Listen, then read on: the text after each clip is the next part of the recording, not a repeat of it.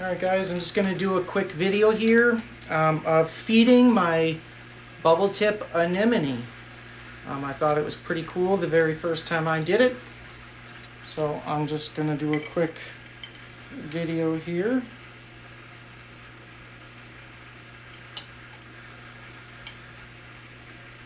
I'm just feeding it. Actually, I'll tell you what it is after, because I'll take a look. Alright, so I just reach in the tank here and push it right there and just gently blow it in. You'll see it start to react. Ooh, look at that! It's reacting. Okay, there you go. And now we're gonna go over here and I'm gonna squeeze some into my polyps. They're very sensitive. I find that if you get too close, they actually close up. So, see they're closing a little, but just to inject some on there. It's their food. You can give this guy over here a little more. Got a little more in there still. Ooh, look at that. Okay, and there you go. That's how you feed them. Yeah. He really, see if you can get a little closer there. Zooming in might ruin the shot. Let me see. Just let me get closer. See him, he closes up. I don't know. I assume that's what they do.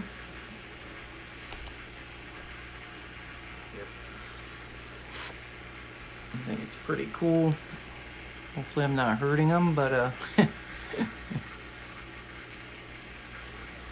I did this a few days ago, and that's what he did.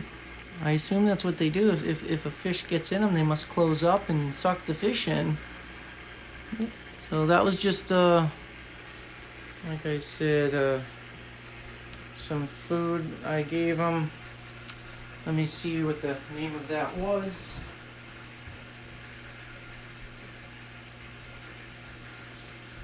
That was the Coral Frenzy, the ultimate coral food powder formula with probiotics. So you don't have to feed them, but these guys are newer in my tank, and I want to get their immune system up, make sure they can fight off anything. Alright, so I got rid of the audio here. Just going to talk over it. I did a feeding. I fast forwarded it so that you didn't have to stand there and watch for 8 minutes long.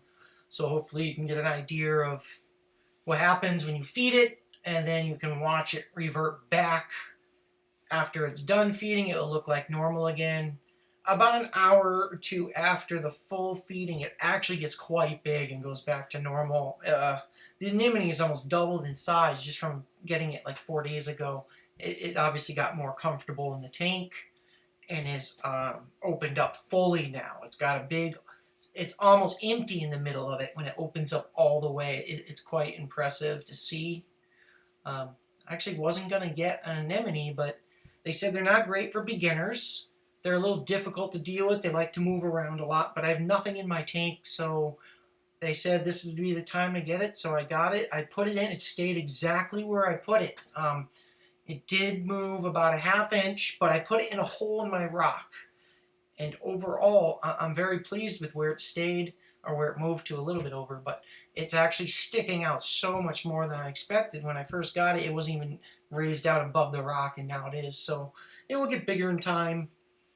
I think from the issues I've had with a few deaths, I'm not too happy with putting any more expensive fish in the tank. I might throw a couple. I have another saltwater tank that's fish only with no fish yet.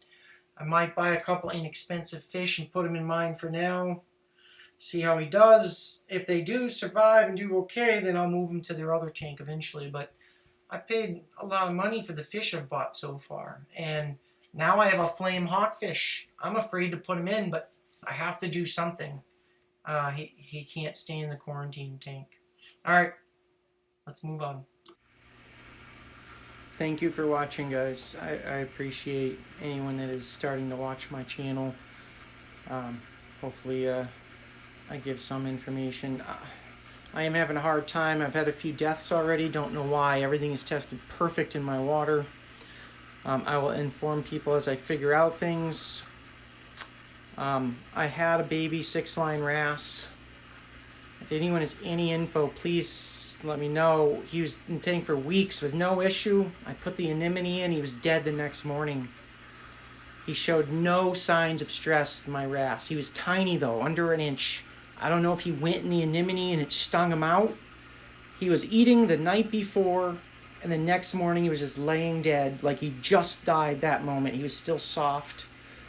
I didn't know what to do. It just got him a few weeks ago, and he died for no reason. I don't know why. I know they do go in the anemones occasionally, but I just put it in there. I didn't think he'd just go in it. But being a baby, I don't think he can handle the sting of it. He was just so small. I'm pretty upset about the death, but I don't know what else to do. I'm going to wait to get another one and see how things go with the fish that's in there now.